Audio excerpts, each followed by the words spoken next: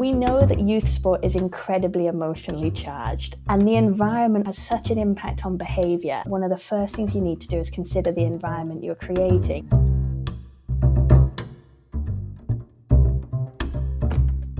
Welcome to episode, I don't know what episode number this is. We're recording them entirely out of sequence. Hugh, you got any ideas?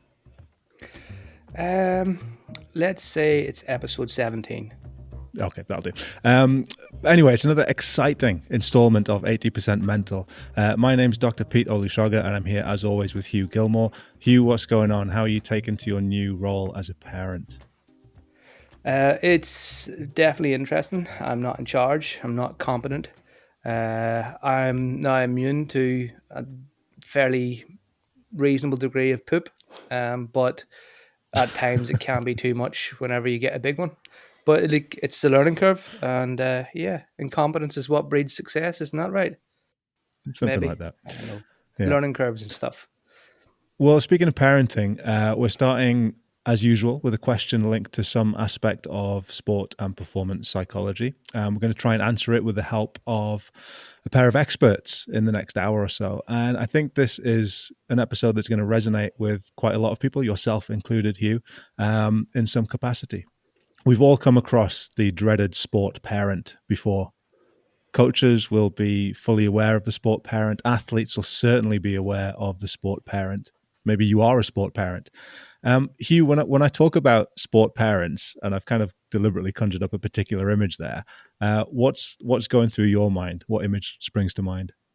Pete, so what I get when I think of sideline parents is the idea that you've got this overly invested parent that wants their child to be at the top of their sport within 6 or 7 months and just really overly pressured.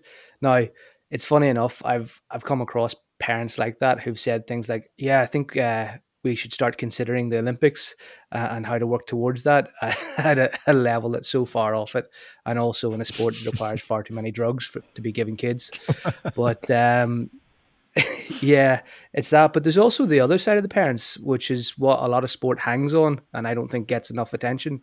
But like the parent volunteers that help out with the coaches, those people who are maybe future coaches, that's something that I'm keen to, talk about, because I think that kind of pathway into coaching from parenting is something a lot of sports, really benefit on and maybe don't give enough attention to. What are your thoughts, Pete? Yeah, well, I'm hoping that we're going to cover both aspects of that in this episode. And the question really for today's episode is how to deal with /be a sports parent. And as I mentioned, we've got two experts, I'd say in the studio, but we're not really big time enough to have a studio just yet. And also, we're in lockdown at the minute as well. So even if we did have a studio, wouldn't be able to have everyone round. Pete, you do realise we could have just bluffed that and said we had a studio and nobody would have known? Yeah, I didn't think of that. Anyway, continue. So as I mentioned, we've got two experts. We've got two experts in the studio.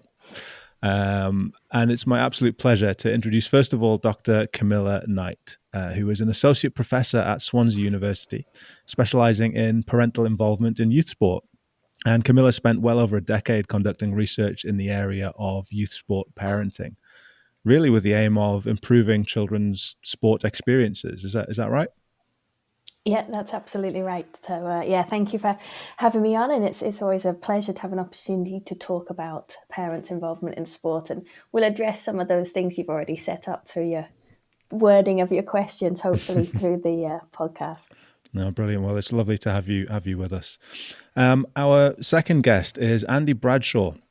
Andy's been a coach for almost 30 years, mostly with England junior teams, and now with his teenage daughter's junior football team in Sheffield.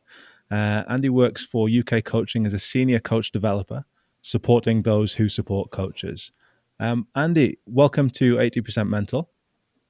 Thank you, Peter and Hugh, for having me. I suppose the expert bit is an interesting one. I've got lots of experience in the themes that we're going to be exploring today, both from a parenting point of view and dealing with parents. Whether that makes me expert or not, we'll see. But lots of things to share, hopefully. So really looking forward to the conversation.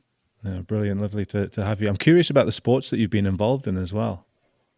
Yeah, so hockey mainly. I came over to Sheffield to university and stayed. Never looked back, and have been involved with coaching hockey for that pretty much that entire period. So junior pathway, so under 16, under 18, under 21 teams for the England junior teams. But then the journey into coaching one's daughter, which has been a significant change just in emphasis. They're a new junior girls team, not hugely successful because we have people that had never really played the sport before, so are new to both sport and to football. So it was a huge change in terms of expectations and certainly a very steep learning curve for me, coming from a sort of more of a talent performance angle. Well, welcome both of you to 80% Mental. We're really pleased to have you both on today. I was just thinking, what's interesting is I know Camilla and Andrew haven't actually met, but I watched Camilla's talk a couple of years ago in Loughborough at the BAC's Sports Psych Conference, and I've known Andrew through the UK Coaching Strive program for coach developers. So I'm really excited today. I've picked up loads off both these wonderful two people. I'm keen to see what goes on. Andrew, any thoughts? Yeah, I find it most peculiar when people call me Andrew. It's either I'm speaking to my mother or it's Sunday. So we can go with Andy today. I'll stop looking over my shoulder and seeing if I've done something wrong. That is brilliant. I'm glad I'm getting into your head already. Camilla, do you want to be called anything in particular? No, I just thought that was a great illustration of the enduring impact of parents there. Andy has to be called Andy because otherwise it reminds him of his mum.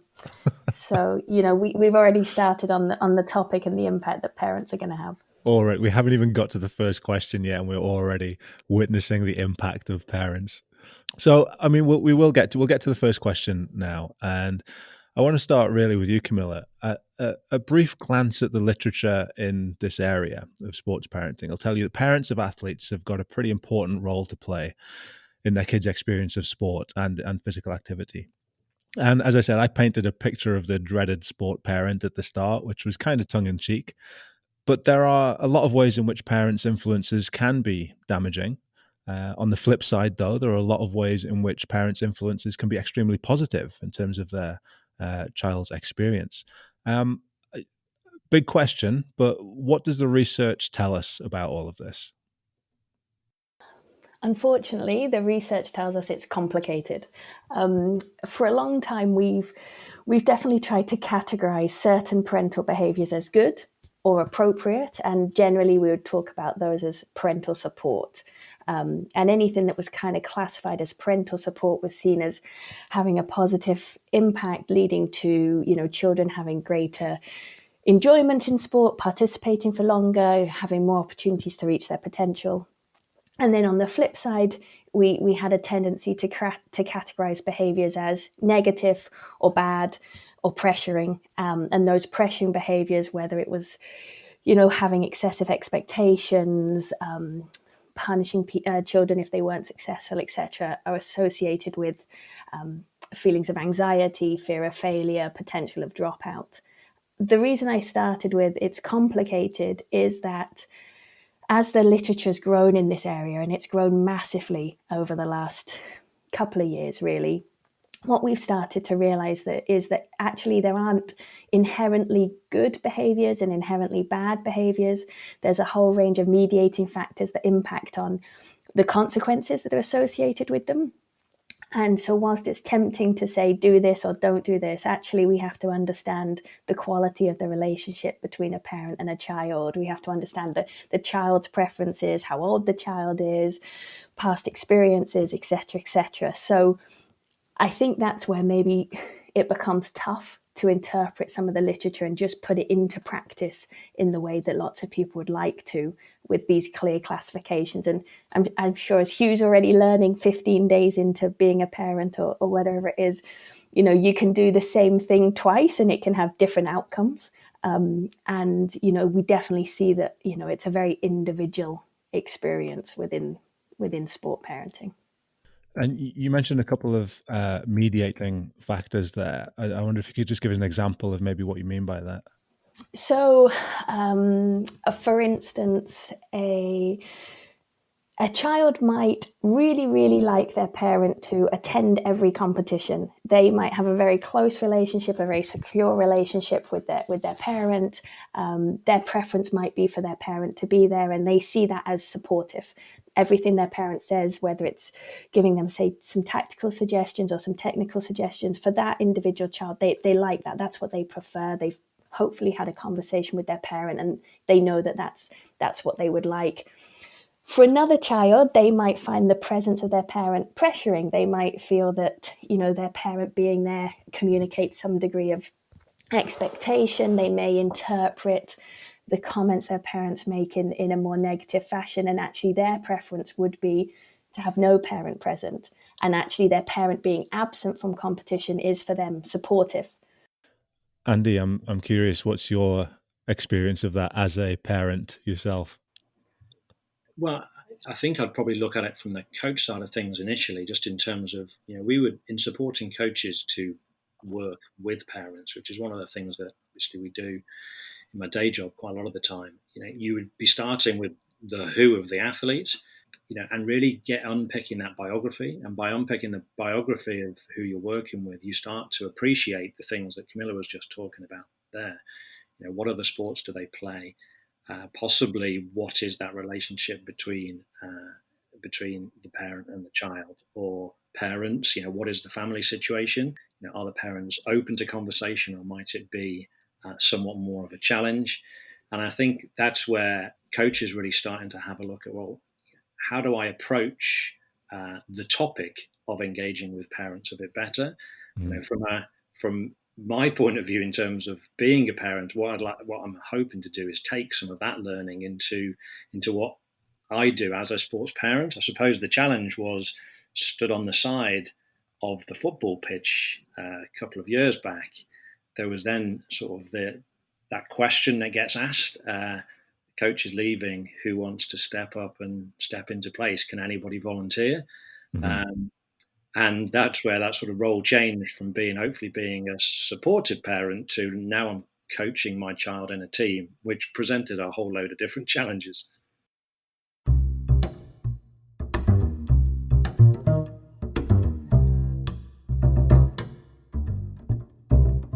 So I just really interested in what Andy mentioned there in terms of, from a coach perspective, making sure you get to know the athlete or the child that you're working with, and then expanded there to the importance of getting to know the parent. And that would be one of the key things we would know from the literature. For a long time, and you set it up, Pete, calling this heterogeneous group of people sport parents. And as soon as we classify them as sport parents, we have an image that's sort of a homogeneous person. There's a certain stereotype around what that is, but we know that parents are individuals, and they all have different past experiences themselves. They have different understanding. They bring different knowledge. And so, just as a coach would go about trying to understand an individual child or, an adolescent, understanding the parent and recognizing that they bring different experiences and different skills, and working with them as an individual is really, really important. I've already found, since I became a parent, the number of times I'm just referred to as mum, and it feels dismissive that the people I'm interacting with aren't trying to know me as a person. I've just become mum. And when we talk about sport parents, it's the same sort of approach. You're now just a group of people that we're classifying, together, rather than saying, actually, you're an individual who can help, who can volunteer, who can bring your own knowledge and experiences. So, I'm just aware that some of our listeners don't have a background in psychology, and also I'm trying to bluff the fact that I can't remember what homogeneous means. So could you explain that for the people like me who maybe can't remember what big words mean, please? I was really just trying to sound fancy. No, just trying to make the distinction between treating everyone the same and assuming everyone's, the same versus everyone's different. So, obviously when we're talking about sport parents, if you will, if we were going to categorize them, within that group of individuals, there's multiple differences. And rather than just assuming everyone's the same, which is unfortunately what in the past has been the approach to working with, not dealing with, working with parents has been, very much, we can just treat everyone the same, but we need to see the individual. Yeah, it's interesting that we talk about treating everyone the same as parents, but the opening gambit from both of you was just the complexity of understanding the biography from Andy, and also understanding actually the messiness or complexity of it depends on the parent-child relationship, it depends on the action, and actually it depends on the the context, and as well as that the consequences, both good and bad, of the same action could be different. So yeah, this is going to be one of those podcasts, Pete, where it gets a bit messy. So yeah, what are your thoughts, Pete? I think it could, yeah. Again, I've deliberately set this up in terms of the sport parent being this kind of overburdening person who's kind of interfering with their child's sport and kind of is a pain for the coach to deal with, just as a way of kind of setting up this conversation to talk about some of that complexity that Camilla and Andy have both mentioned. But I am going to stick with it because I like this image. And it reminds me of, when I was a little bit younger, I used to go and watch my little brother playing football, and he must have been like 10, 11, something like that, maybe even younger. And I remember watching a game one time. This was up in Gateshead, and I remember watching one of the parents just yelling and screaming at this one kid. Like, he was a goalkeeper and he'd made a mistake, right? He'd let the goal in or something. And even me just saying that, I can guarantee that you have an image in your mind of what's going on in this scene, right? So the parent is screaming at this kid because he's made a mistake. And this kid was like bawling, like crying, and the parent just wouldn't let up. And as I've been a basketball coach in my time, and I've seen this sort of thing before as well. And I guess the point that I'm making, or the question that I want to get to, is if I'm a coach, and Andy, you sort of alluded to this a little bit earlier, but if I'm a coach and I'm working hard to create a certain environment or a certain culture within my team or within my club, how do I approach a parent like that? Is it even my job to do that? But how do I approach a parent like that and bring them on board with the way that I'm trying to do things? To me, it comes down to sort of expectations and how the coach outlines expectations, not only for behaviours of players. So you talked about creating an environment, and the coach being important in terms of understanding what type of environment they want to create, how the players might contribute to that, how the coach themselves contribute it, plus other people in, if you're fortunate enough to have a coaching team.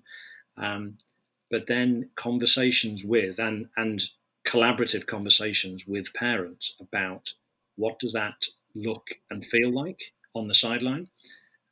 So, that might be, possibly one of the things you'd address in a sort of a parent or a team meeting, maybe at the start of a season. I recall when I started coaching the junior football team, it's like, well, let's get together and talk about the expectations from me as a coach.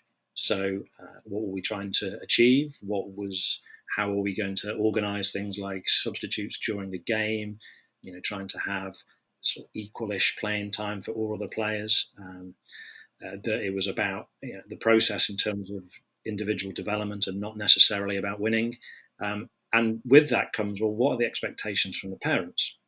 I think if you set up those expectations, and some of that is around what is expected and what's not expected. So you see plenty of signs around, supportive from the sideline and not overly coaching, because it's the coach's responsibility to do some of the coaching, and it's the parents to provide some support. But notwithstanding all of that, parents will become overly excited. It's a game of football. They see what happens in the Premier League, and possibly they see what some of the coaches do and the managers do in the Premier League, and sort of think that's what's required. And I think challenging some of those assumptions, and being strong enough that if you see behavior that isn't acceptable, to be willing to, have a conversation. And that's tough. It can be really tough, just in terms of saying, well, actually, we've spoken about this. We want support, but we certainly don't want negative stuff coming from the sideline. And actually, just an abundance of noise might be hugely distracting to players. Mm-hmm. I just interested, Andy, you mentioned early on in that response there around the importance of the environment. And for me, that's a really key one here. When we look at the literature and when we talk to parents, and I've had the great fortune of talking to a few thousand parents around this topic now, it's very easy when we look at the sidelines to place individual blame. And I'm in no way implying the situation you've just described there, Pete, is a positive one. If you've got a child crying, that's clearly not what any of us want to be achieving. But we know that youth sport is incredibly emotionally charged, rightly or wrongly, but it is. The environment is, as Andy said, people get excited.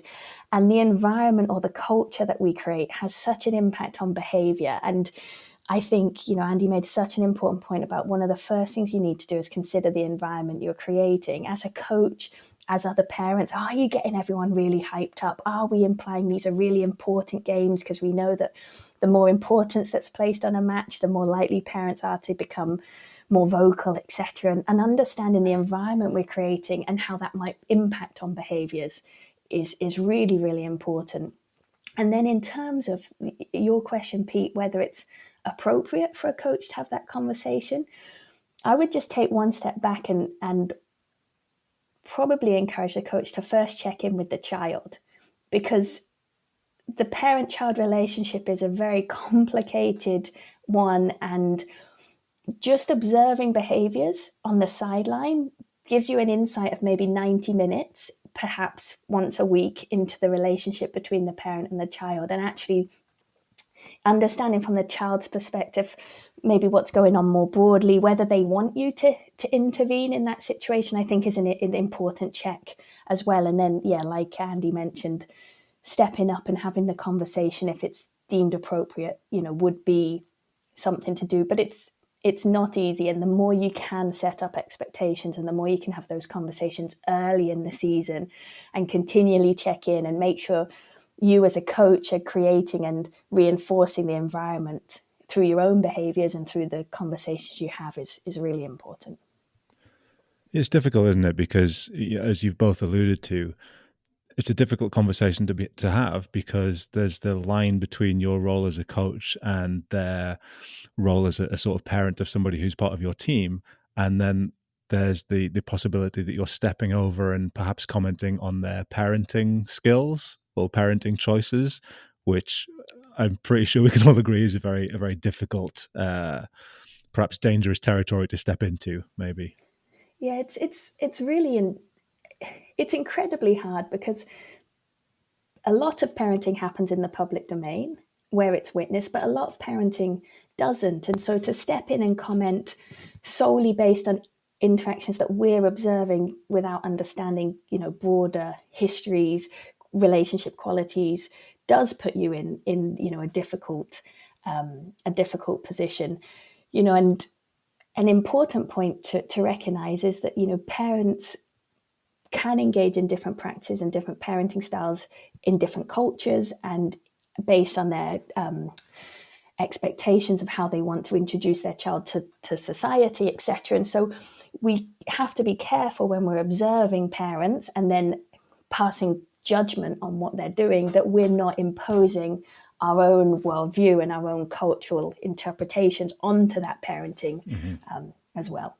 Yeah, I think one of the other areas we've looked at is helping to support coaches in terms of not necessarily managing parents, but coming up with ways in which they can engage parents, which might be not a distraction, but give them something to do on the sidelines. There's been some great ideas coming from lots of the different lockdown sort of webinars and support that coaches have had. So, some examples would be, actually give them a task. So counting, something that you're doing from a process point of view in the game. So I record, how many times have we got 4 or 5 players in the box. So count those. Actually give parents like a notepad and pen and do a little bit of basic notation analysis.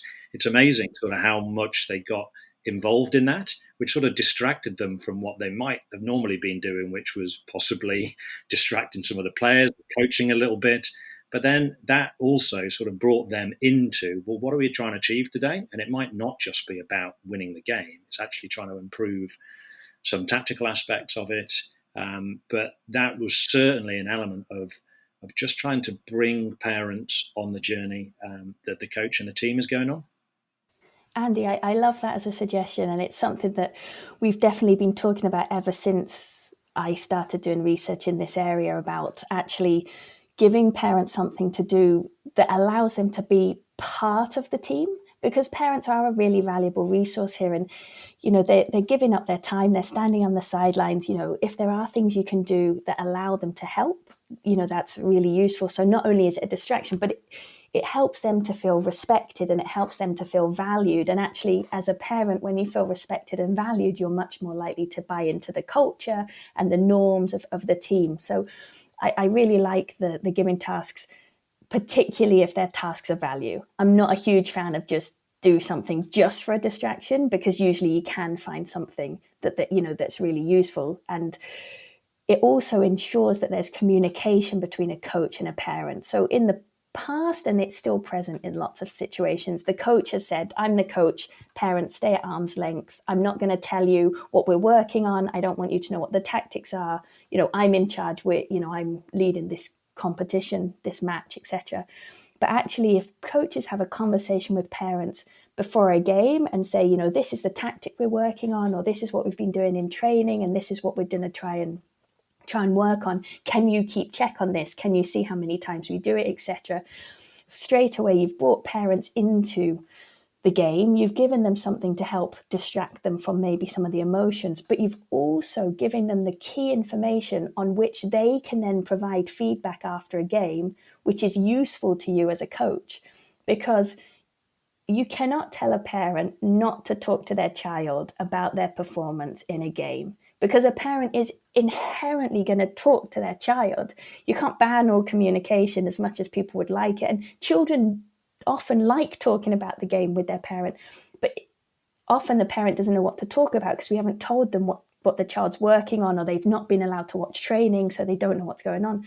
So actually, if you give information to parents and you bring them in, you can have parents and children can have much more fruitful conversations after games as well. Because the normal question is, did you win? And if you don't know anything else to say, if you have no idea that actually for the last week they've been working on passing wide or whatever, that's a generic sport reference to any sport, then you wouldn't know to comment on it, would you? But actually, if a coach has said, oh, this week we're working on this, then a parent knows feedback on it. And even better, if a coach says, this week we're working on leadership or teamwork or something that goes beyond the technical or tactical, if you're worried as a coach about parents feeding back on that, if you can talk more broadly, then you're really helping a parent to, use sport to help their child gain a whole range of benefits. And just picking up on what Camilla was saying there, certainly what I've explored in terms of sharing those goals. So we might be working with a group of players in terms of their understanding of moving from sort of more outcome-focused goals to more process-focused goals. More often than not, parents will be the ones possibly undoing some of that. So someone comes off the pitch and it's like, oh, did you score? How many shots did you have? What was, again, did you win? Rather than actually being able to share, well, today I'm working on this particular area of my game, or as I mentioned there, possibly an area of leadership or some communication angles or support of other players. That then switches things entirely. And that reflective conversation, I think equipping players and parents to have really productive reflective conversations, I think is a huge step in the right direction. And understanding what the child is trying to get out of the game or the match or the situation as well is really important, because one of my bugbears is this idea that as a parent you should just say, oh, did you enjoy it? Well, actually, if you're a child or an adolescent and you've committed hours and hours of training, in your mind this is a relatively important competition, or you really want to try and demonstrate a good performance, and then you come off and you may be disappointed because you didn't perform, and your parent said, did you enjoy it? At that moment, that could be the entirely wrong thing to say.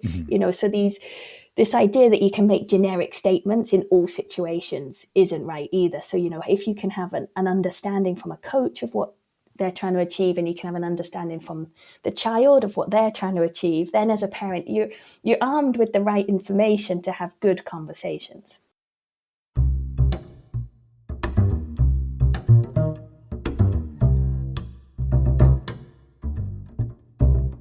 We are here with Dr. Camilla Knight and Andy Bradshaw, and we're talking about sports parenting. And already we're only sort of 20, 25 minutes in, and we've heard some absolutely fantastic examples of the complexity of sport parenting, how behaviors aren't necessarily just good or bad. There's a whole layer of complexity underpinning that. And we've heard some really fantastic suggestions as to how coaches can engage parents and arm them with the skills to be able to engage their kids even more. Hugh, what have you been hearing? What are you taking from all of this? What really struck me in the last dialogue between Camilla and Andrew there, and I love it when the guests come on and just have their own conversation, and we can sit with popcorn and listen, because it makes our job so easy. But what really struck me was this idea of shared mental models and goal setting, which we covered in season 1. And the idea that, you want to know what the kids' goals are for the sport so that you can then question and feed back to them on that. You want to know what the parents' goals are for the kid as well, so that you can help engage them and create this idea of, I know what they want, but also then I know what the shared mental model is of what they think they want and what my idea is, so that we can create a good atmosphere and culture. So it really is about sharing our dreams and hopes, I suppose, with each other. But I have a curiosity here. Being in the world of sport, I know loads of people who get into it and are coaches and things like that, and have various different expertise and qualifications.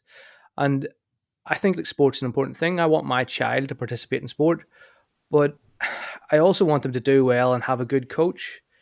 And I don't know, whenever they get to the age of taking up sport, should I get involved with the local team as a coach, or should I just actually, as a parent, step away completely and say, you're your own person, you do your own thing. If you want to be some sort of artist instead of a sports person, go do that. That's cool too.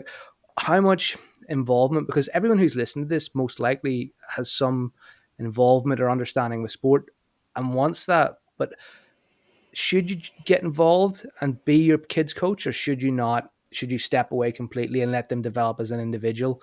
What are your thoughts on that, guys? And Andrew, I'm definitely looking at you in this one, because I think this is a bit of a what have you been through kind of moment for you. No, definitely. And, should I? Well, I mean, I have, whether that's the right answer or not.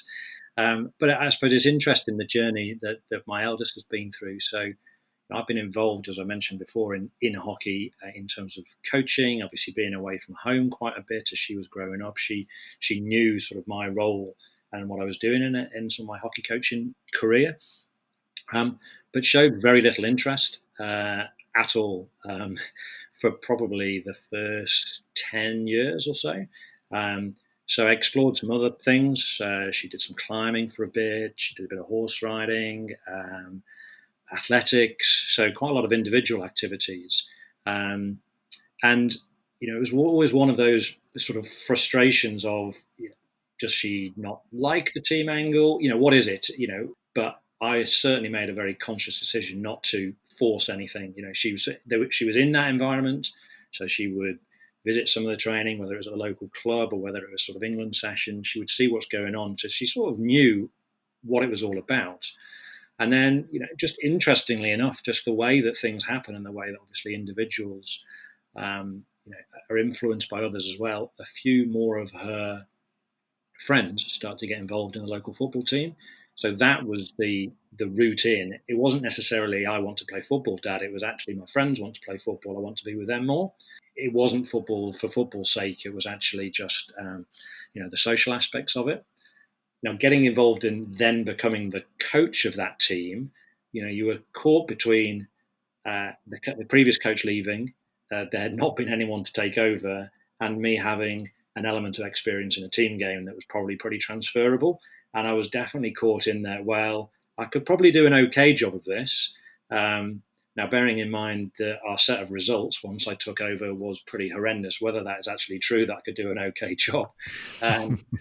We had a losing season, like a fully losing season, until the final game where we drew a game. But again, that was around me changing my expectations around what coaching meant.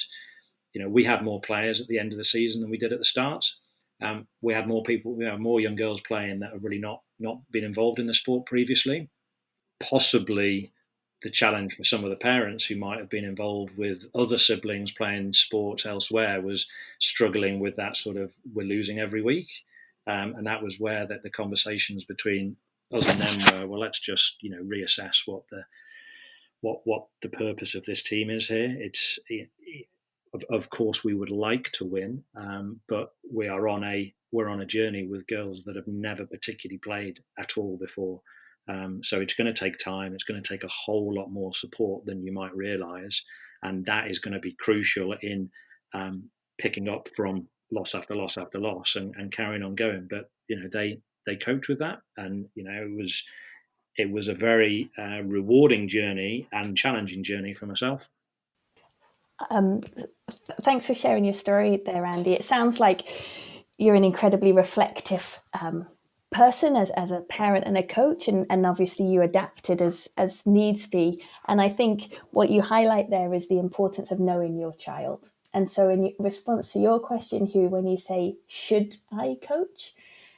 For me, that's got to be a conversation with your child about whether your child would like you to be involved. And it should be an ongoing conversation, because they might like you to be involved until the reality of you being involved hits, or they might not want you involved, and then they realize that actually they'd prefer you maybe over another coach. So for me, it's definitely always about a constant process of reflection and dialogue. And there's no don't do it or do it. I know some parents, as Andy's mentioned in his own situation, where it's worked really well. It's facilitated stronger relationships with the child. It's given opportunities for many children to play that wouldn't have been there. And then on the other side, there's, I'm aware of situations where it just hasn't worked out.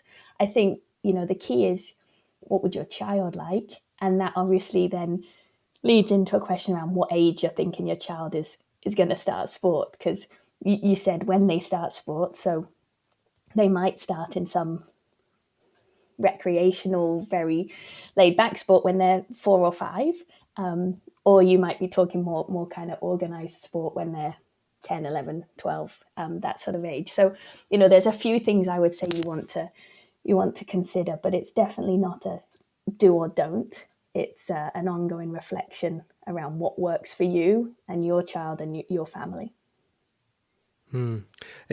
It's interesting, because as a sports psych, one of the things that occasionally happens is you get contacted by the parent to work with the child. And as soon as that happens, my gut reaction is get the child to email me, because I'm not going to work through a parent. If the child wants to speak to me, they can, make the contact as opposed to the parent. And I think there's a lot of this pushy parents, but that actually even happens more so with coaches who are parents as well, who are then soliciting sports psych support, and it just gets very messy very quickly.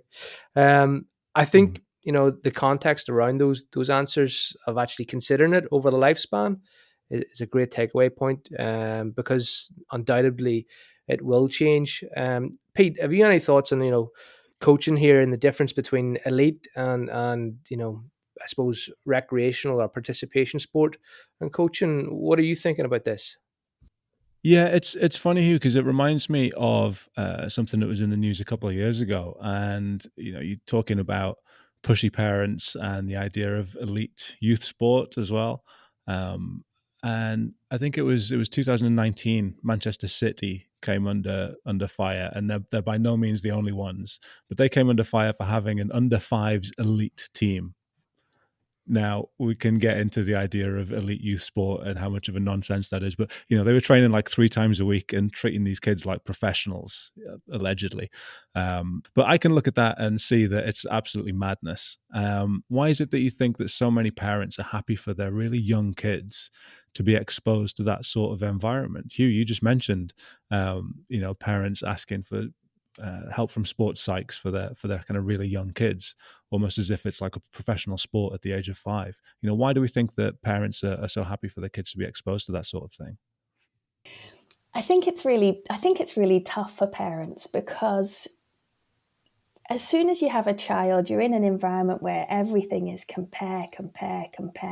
And increasingly within society, there's been this idea that the more organized activities your child is in, the safer they are, because they're around more adults who will keep them protected, and you're doing a really good job of parenting because you've got them all, where they are at all times, and it's very regulated, and it's the antithesis of everything that actually we know children would like, freedom and just active play and opportunities to be creative and explore. But the messaging out there is very much, you're a good parent if you are providing opportunities and you're encouraging this. And whilst people are offering that, whilst people are offering an under 5 team, and there are coaches who are willing to say to parents, this is a good thing, and your child will do well here, I can understand why a parent would be drawn into that culture, because they're now in an organized sport. There's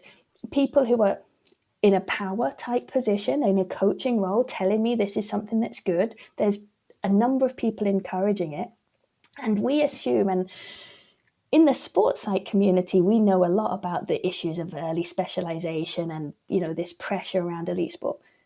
That information isn't as broadly circulated outside of our community as maybe we think. To assume that every parent is aware of the consequences of this early specialization, I think is to assume a bit too much. So for me, it's the culture. The responsibility has to be with the coaches and the organizations who are consistently, offering those opportunities. And then also there's a role for us maybe as a community to make sure as much as possible when we are engaging with parents, we're helping them to be aware of the potential negative impacts.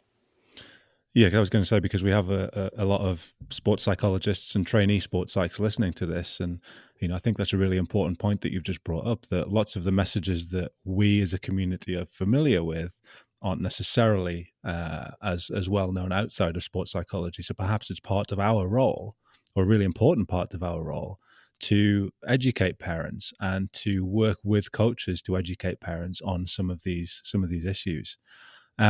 Because the reality is, with this early specialization, especially in kind of some sports, that most kids are released before they're anywhere near making it. So the promise is, your 5-year-old is showing promise. They're going to be the next best thing. Bring them along to our elite sports academy, et cetera, and I've got some statistics here which I'm going to pretend that I know, but really I'm just reading them. So out of all the boys who went to a football academy at the age of 9, less than 1% actually make it. Children at football academies, and I can't remember exactly where I read this, so if I've stolen this from somebody, I apologize, but children at football academies are more likely to get hit by a meteorite than to succeed as professionals. In the US as well, we've got, for men, about 3, like literally 3 out of 10,000 male high school basketball players will be drafted into the NBA. That's about 0.03%. For women, the numbers are similar. 1 out of about 5,000 players, 0.2% will be drafted into the WNBA. Maybe 1 in 200, 0.5% of high school senior boys playing interscholastic baseball will be drafted by a Major League Baseball team. These numbers are infinitesimally small. And we have the problem of what's called identity foreclosure here. So a child develops an identity around being a footballer or a basketball player or whatever the sport is, but hasn't really explored those other options. So when they're eventually told they're not good enough, which, let's be realistic, is like 98% of all kids, that can have some really devastating effects. My question to both of you really is, well, what's the parent's role here? Well, first of all, what's the parent's role? But how can psychologists, again, work with clubs and coaches and parents to address some of these real issues. Can I jump in first? I suppose you're saying what's the parent's role. I mean, there's definitely the coach role in this as well. So you talked about psychology or the work behind psychology, not necessarily feeding out into that wider worlds, but the understanding around talent identification and development. Even coaches across a range of different sports appreciating that the constraints that early specialization will put on child development. Really looking to try and encourage more players in better environments for longer would be a definite sort of watchword for what our talent development systems should look like. And I suppose what that comes back to is, if parents have more of an appreciation and possibly aren't drawn in by the lure of getting a Premier League contract or playing in the NBA in the States, what they might start to consider is, well, actually the breadth of opportunities. So enabling your child to sample a variety of sports and understanding that will have benefits and transferability across those sports, not just for the one that at that particular moment in time they might favour. But then that comes back to all of the things that we've just spoken about. Who's doing the sport? Is the parent living the child's sporting journey vicariously? Is it, I want them to get involved in a sport because that was my sport and I didn't succeed? Pushing them down a particular route because that's what you want to report in your parents' WhatsApp group or on Facebook, and you want to actually might get into this academy. That's what they've achieved. So I suppose what I'm starting to get back to is that sort of better dissemination of a whole lot of what might be rooted in research, but then what we're hoping might start to become a little bit more common sense around actually enabling your child to try a load of things, which might mean that they end up trying something that that they might not have considered before, but they might thoroughly enjoy. They might never be world class or go to Olympics, but they might then find a sporting or a physical activity, a hobby that is going to keep them engaged for life. I just have a few different points. My first one is I like your meteor reference, Pete. Mine is always you've got more chance of being struck by lightning than becoming an elite athlete. So it's always good to have those to go to. But picking up on Andy's point there around sampling and the literature definitely supporting that, and hopefully common sense supporting that as well. I think we do have to be slightly careful with not just placing another set of demands on parents, which is now don't encourage your child to do one sport where actually maybe it's local and you can keep going quite easily. Now you've got to find multiple sports to get your kid to, and there's the potential that you overschedule them in an attempt to get them sampling all these different things. So we do have to be careful around the messaging, because some parents can only afford one sport. They can only, whether it's time or finance or balancing multiple demands from different children and work. And so we also don't want to set them up with a message that if your child only does one sport for whatever reason, that's also bad. So I think we do need to be careful with that. And actually, what I'm a really big advocate of is multi-sports from an early age, like within one venue. So maybe your child goes to a football academy, but at that football academy, within a training session, one day they might play rugby, or one day they might do some gymnastics type work, so that actually there's a convenience for the parent that this is the local club, this is something I can get my child to, but they're still able to sample a number of sports, because we do have to be careful that we're not talking to a certain group of people who are able to facilitate engagement in multiple opportunities there. The other thing that I wanted to pick up on is we've fallen into the trap in this conversation of assuming that the measure of success through an academy is becoming a professional player, which is how we tend to judge those academies. But actually, as sports psychs, as coaches, and as parents, one of the key things we can do is try and shift how we're assessing success through an academy. So only one player might get a professional contract, but actually by having the opportunities within the academy to travel, you've maybe got a better understanding of geography, or you've had an opportunity to engage with different people and gain life experiences that maybe you wouldn't have had access to. So I think we also have to be careful in terms of how we're communicating what you should get out of an academy. And maybe as a community, we can also work to shift, how we're evaluating success within those settings, so that when children are released, which inevitably they're going to be, it's not necessarily seen as devastating as it currently is, because they're able to leave with all these other wins that they've had, not just, the fact that they didn't get their professional contract. Yeah, I completely agree with that. I think that's a really important point. And I think the point that I was getting at was more, I suppose, that if their identity is tied up with that success and being a footballer or a basketballer or whatever, then that's when we can end up with problems. So it's interesting hearing you both talk about exposing kids to multiple sports and not just kind of tying it into one sport. Whereas, Camilla, I think the point that you just made is a really, really valid one, that it's not just about the sport. It's exposing children to multiple things. I can't think of a better word than things. Multiple experiences, multiple things, so that it's not just about the sport. So you mentioned the travel and the communication and all of those different types of experiences that aren't tied up with sport at all. And maybe that's part of the parent's role as well, rather than just, okay, well, let's take you and do badminton and football and tennis and whatever.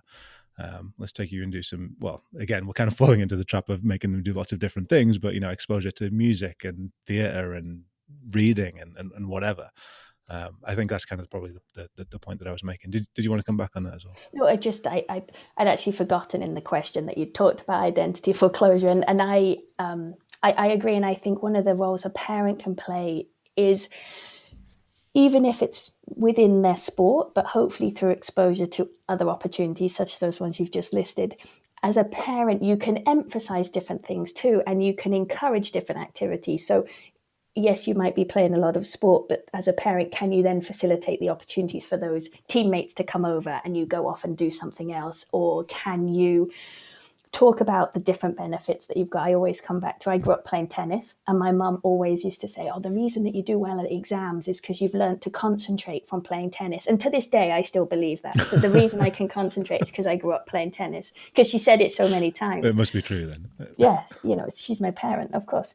So I think as a parent, the way you communicate and the way you talk about what you're getting from the sport can also help to diversify what you think you're gaining.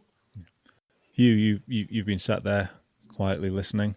What are your thoughts on all of this?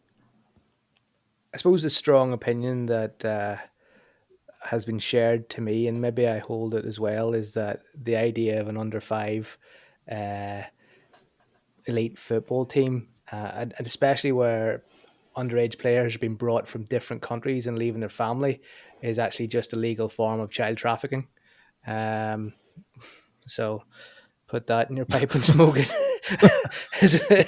is what I think a professional sport that does that. But look, we're all about varied opinions here, so I'll move swiftly on.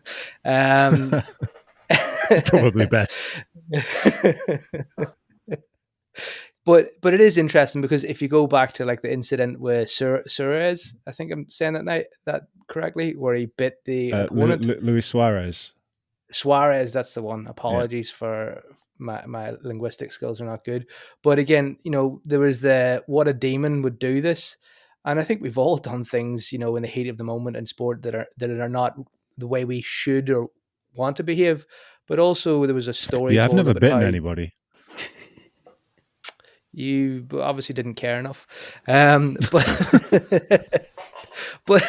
I think the thing is that if you look at the backstory of his upbringing and being isolated from his family and going off to play professional football, you imagine, how does that actually affect the development of somebody's socialization skills?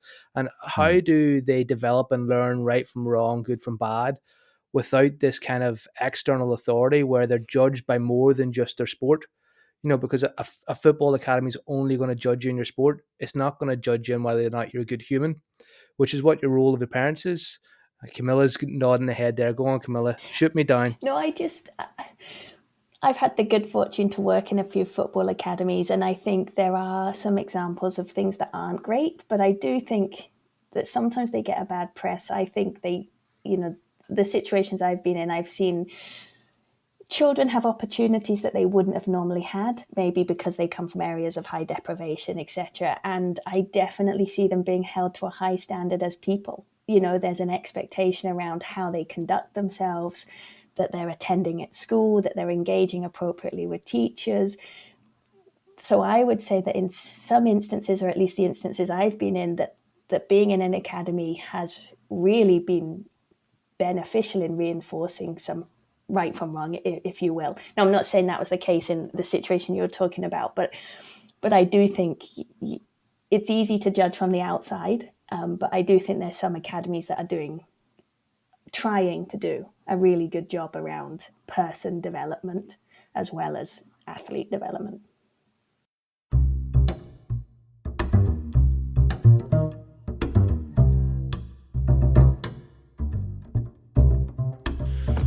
Right, Hugh. Hugh, sorry, go ahead. I always do the breaks, Hugh.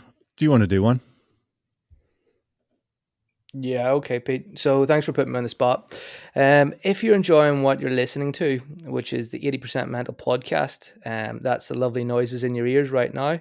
You can get more of our episodes at 80percentmental.com. And you can also read an article that was featured in the BPS Psych Mag, where myself and Pete were interviewed about the first season of the podcast.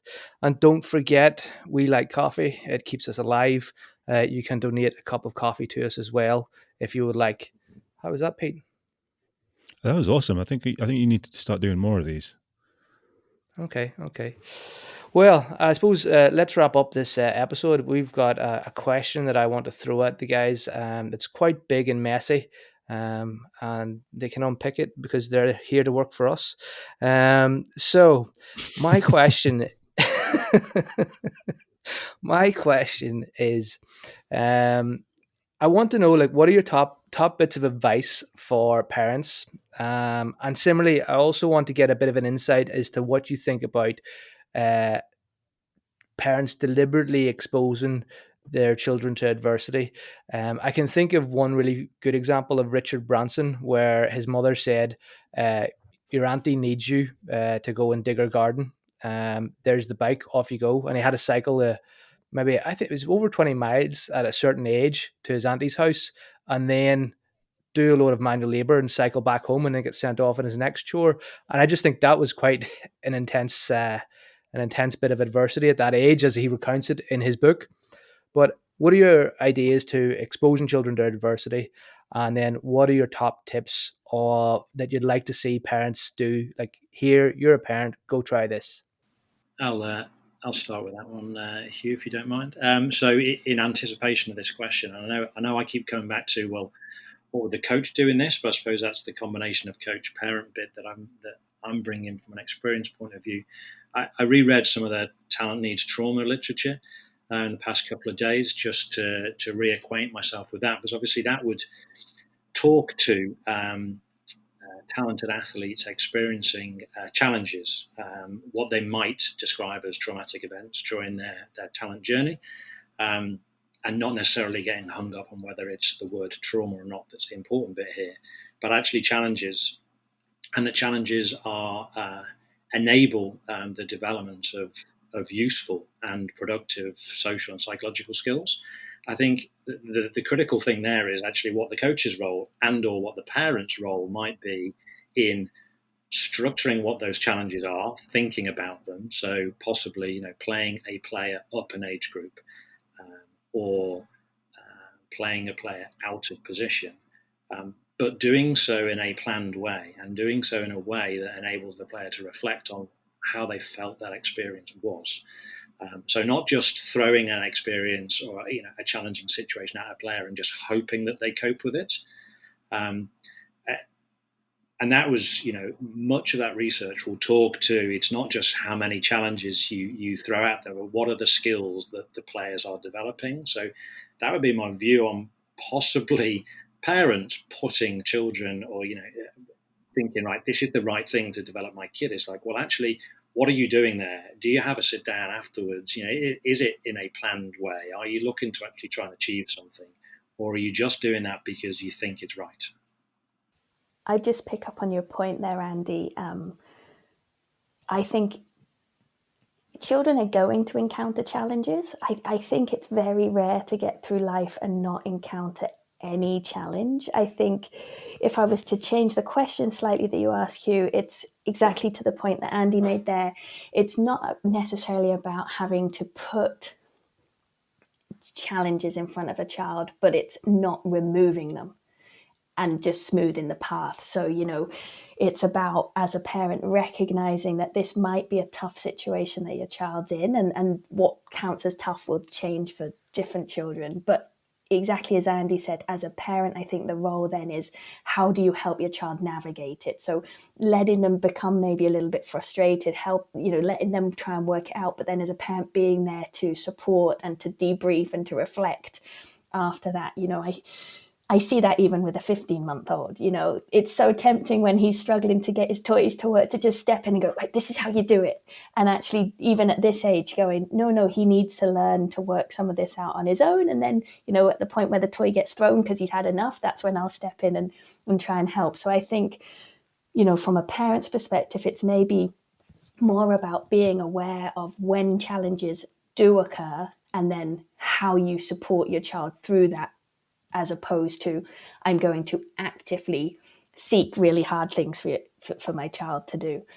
So that would be my thoughts around the sort of the challenging adversity type situations.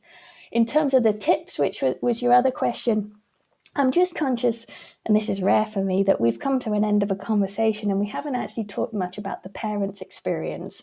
And a lot of the literature that we would read, or a lot of the research that I've done, has actually highlighted some of the challenges that parents have and just how tough it can be as a parent trying to navigate the demands of youth sport on top of the demands of just being a parent and then just being a person who maybe has a job and, all of the societal expectations.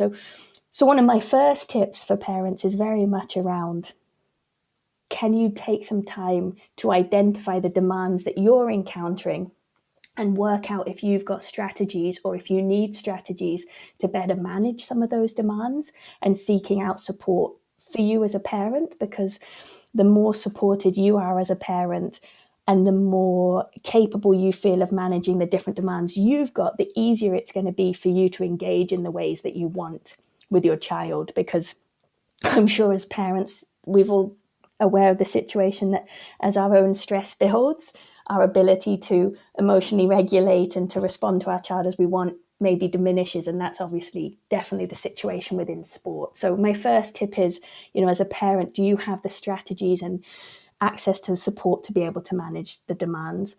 My second one is, talk to your child. Just talk to them as much as you can. And if it gets awkward as they get to a teenage age, think about different situations where you can talk to them, whether that's out for a walk or sitting next to them, so it's not kind of face to face, but regular communication so that you can stay on the same page would be my other key thing. Excellent. Sorry, I was just going to say, excellent, Camilla. That's really helpful stuff, and I think it's important that you highlight the parent's ability to cope as a parent. Their performance as a parent is something they should consider, and can you actually cope with the level of stress and whatever else you have going on in your life? So a bit of self-care. I think the message is always put the oxygen mask on yourself first before you put it in someone else. Andy, what are your top tips and thoughts on that? Yeah, I'd pick up on the second one that Camilla made around talking to your child and working through with them the types of interactions that they want. So we spoke about conversations in the car after a match or after training. I think we get caught up into a whole lot of assumptions around, I need to be there. That's what my child requires. So just opening up those two-way conversations, as difficult that might be at times, or it might be really easy, but open up the dialogue and really just asking what your child wants out of this and wants from you. And I suppose the other thing would be, if the coach who may be working with your children isn't as open as possibly we've been suggesting throughout the last hour or so, and doesn't have sessions, is possibly being brave enough to open up the conversation with them and say, I'd really like to know a little bit more. There are many coaches that might push you back at that point and say, look, this is my role. I'm going to get on the coaching, you get on standing on the sideline. But there are also very many that would be absolutely keen to hear from you and might not have been able to find the way to have that conversation themselves. So just being willing to open yourselves up, possibly be a bit vulnerable there, and just say, look, I'm really keen, possibly to help, possibly to support, but just open up that conversation stream as well. That point about vulnerability, Andy, it reminds me of something. It is really easy for us to say, talk to your child and find out what they want. But as a parent, you have to be prepared that they might tell you that they don't like something that you're doing, or they might want you to do something different to what you're doing. And that could be hard to hear as a parent. So, when you're having those conversations, the conversation in of itself is worthless if you can't then act off what they've said. So being prepared to maybe hear something you didn't want to hear, or that wasn't what you were anticipating, and then changing your behavior as a result of that conversation would be key. I think those are excellent points to finish up on. And, it reminds me of actually telling my parents that I didn't want to be an Irish dancer, which was partly because I didn't like the kilt. But yeah, and, it didn't seem that much fun. And now I actually regret it, because I probably would be a hell of a lot better on my feet if, if I could have danced. But Pete, what are you taking away from this? I'm definitely a better parent, and I think listeners should definitely send this podcast to somebody who's a parent, or if they think they might be a parent, send it to them anyway, and share the love on how to be a better parent, because I'm definitely a better parent after listening to this. Mind you, it wouldn't be hard. I've only had 15 days of practice.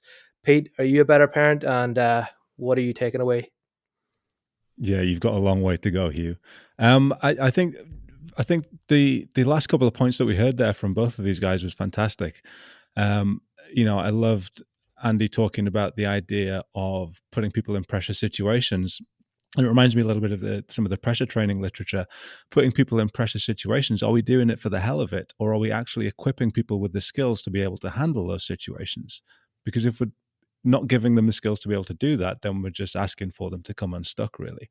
And, I really loved Camilla's distinction between deliberately putting barriers in place and not removing the barriers that already exist, and allowing people to deal with some of the struggles. And it really does, again, I'm a parent of a 3-year-old, and the idea of just letting them struggle and letting them be frustrated, and just kind of acknowledging, oh, I can see you're frustrated by that.